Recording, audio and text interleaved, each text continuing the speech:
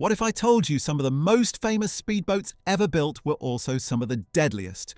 Boats that could backflip at 100 miles an hour, throw drivers from their seats, or quietly kill passengers without a crash. Today, we're counting down 10 legendary speedboats that disappeared from production and the terrifying reasons why. Number 10 is the Glastron Carlson CVX. Back in the 1970s, the Glastron Carlson CVX was the coolest boat on the lake. Wild metal flake paint, a curved windshield, and a big V8 engine feeding a jet drive. Stock, it ran close to 70 miles an hour, and built up, people pushed them past 80. The thing looked so good that Glastron boats kept showing up in James Bond movies. But the brochures left out the scary part. The hull was paper thin. People who've restored these boats say the fiberglass is almost see-through in spots. And that light, skinny hull gets jumpy when you really lean on it. Push past about 70 and the boat starts to rock hard from side to side. Faster and faster until it either settles down or throws you sideways into the water. Light, fast and fragile is a great combo right up until it isn't. The original CVX hasn't been built in decades, and finding a clean one now is a full-on treasure hunt. So the Glastron could scare you. And believe it or not, number 9 was small enough to sit in your garage, and it still flung its owners clean out of the seat. Number 9 is the Donzi Sweet 16. The Donzi Sweet 16 was a tiny pocket rocket, and you'd better hang on to the name Donzi, because the man behind it is about to take over this whole list. The company started in 1964, run by a guy named Don Aronow. The Sweet 16 was barely 16 feet long, light as a feather, and people kept bolting way more power onto the back than the little hull could handle. Owners got flat out, warned the boat could throw them right out of the seat. It jumps into the air the second you hit a wake, and a fixed-up one still runs in the 60s today. The danger was never a recall or a lawsuit. It was just plain physics. Drop a big engine in a small, light boat, add one bad wave or one heavy hand on the gas, and the thing leaves the water with you still in it. You can't walk into a dealer and buy a new Sweet 16 anymore, and the Donzi at least kept its nose pointed forward most of the time. Number 8 turned flipping over backwards into a full-on hobby. Number 8 is the STV Tunnel Outboard. This one is for people who decided 100 miles an hour wasn't quite fast enough. STVs were super light tunnel boats built so feathery that a single outboard could shove them to 130, 140, even past 150. The catch is brutal. The exact thing that makes them fast is the thing that gets people killed. At those speeds, the bottom traps air and the nose wants to climb. The guys who run these boats say they're always tipping the nose back down, and one gust of wind or one wave at the wrong second is all it takes.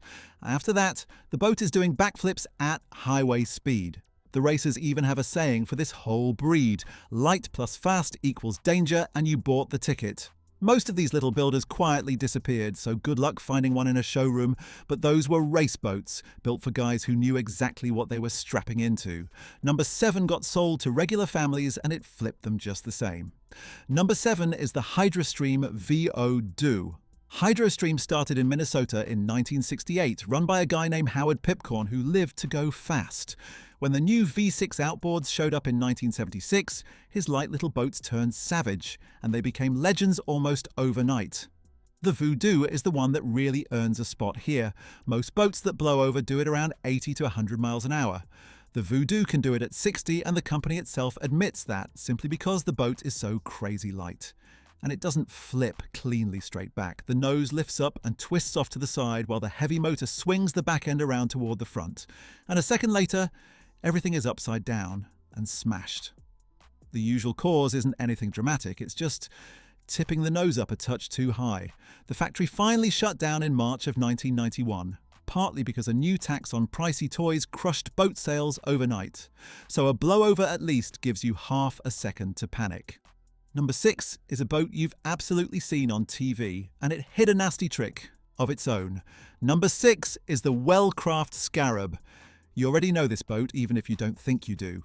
The Scarab 38 was the Miami Vice boat, the one Sonny Crockett used to chase bad guys across the bay, and that show turned it into a legend. Wellcraft sold 33 official Miami Vice Edition boats for $130,000 each, and almost nobody knows this next bit. On the 38 kV, the K and the V don't stand for Kevlar. They stand for calmer version, named after the race team that ran the hull. The designer, Larry Smith, was also one of the first to cut steps into the bottom of offshore boats. Those steps make the boat wickedly fast, but they can grab an edge in a hard turn and snap the boat sideways, or even trip it into a roll if the setup is even a little off. Wellcraft eventually quit the high-speed game for good, and the last real performance Scarabs rolled out in the early 2000s. The Scarab name still lives today, but only on a tame little family jet boat. That boat bit people who pushed it hard. Number 5 killed people who thought they were just chilling at the back of the boat. Number 5 is the Mastercraft Stars and Stripes. This is the quietest killer on the whole list, and that's exactly what makes it so scary. The Stars and Stripes was Mastercraft's ski boat from the 1970s into the mid-1980s, and it isn't even that fast. But it became the star of a deadly trend called teak surfing, where you hang off the swim platform at the back of the boat and let the wake drag you along with no rope. The problem is, what's waiting back there? Engine fumes pool in a pocket of dead air right behind the boat, and the carbon monoxide in that pocket can shoot up into the tens of thousands of parts per million. Around 1,200 is already enough to kill you. And it gets worse.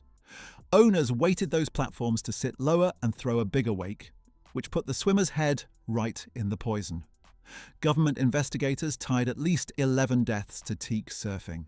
One was 15-year-old Stacey Beckett, pulled from the water with blood that was 64% carbon monoxide. California passed a boating law in her name. Mastercraft went to court, argued the boat had no flaw and that teak surfing was a misuse, and won. That death was invisible. Number 4 was so fast the cops couldn't catch it, and that's exactly what got people killed. Number 4 is the Magnum 27, and here comes Don Arono's name again, because he started Magnum too. The Magnum 27 was his offshore deep V from the late 1960s and 70s, and it's one of the most copied boat shapes ever made.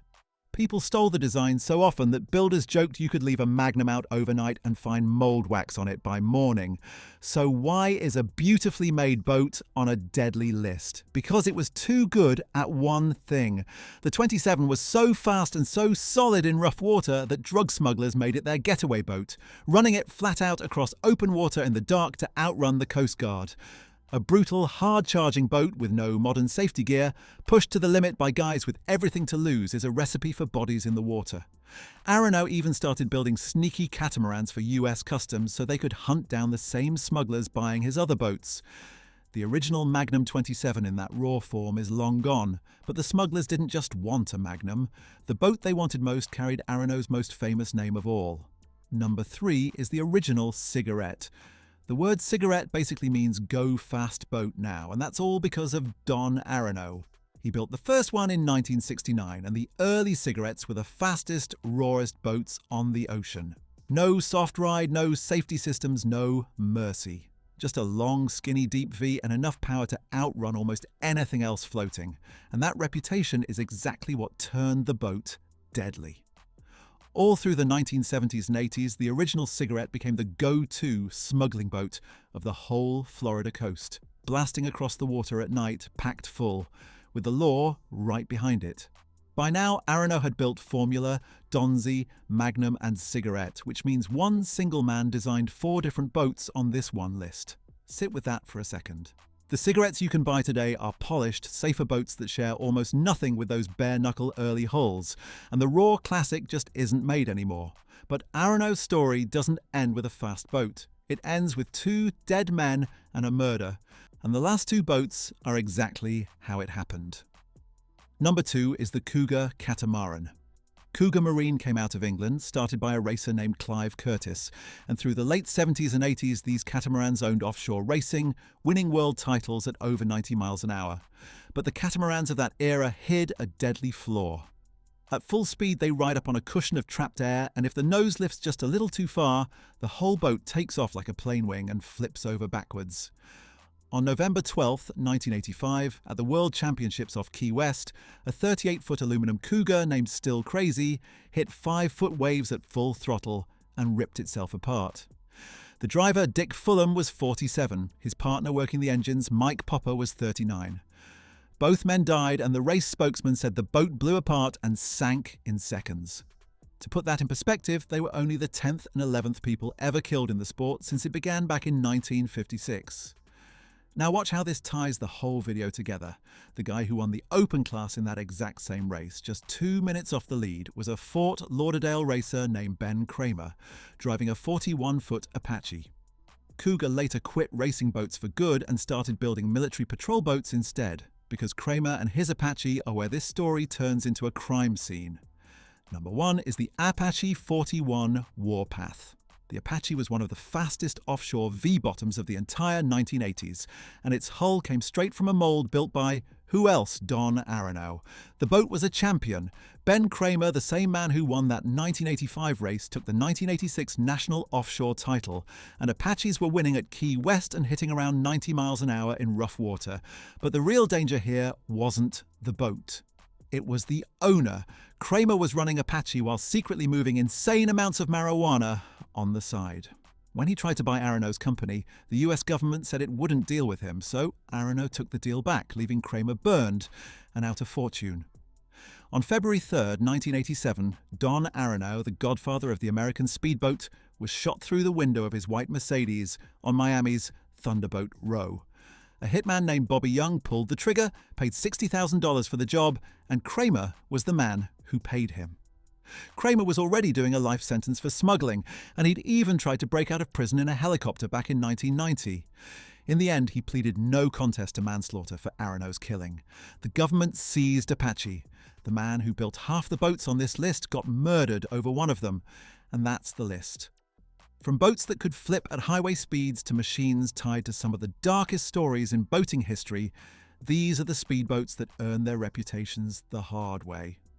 Which one surprised you the most? Let me know in the comments below. And if you thought these boats were crazy, click the video on your screen right now for another unbelievable boating story. Don't forget to subscribe, and I'll see you in the next one.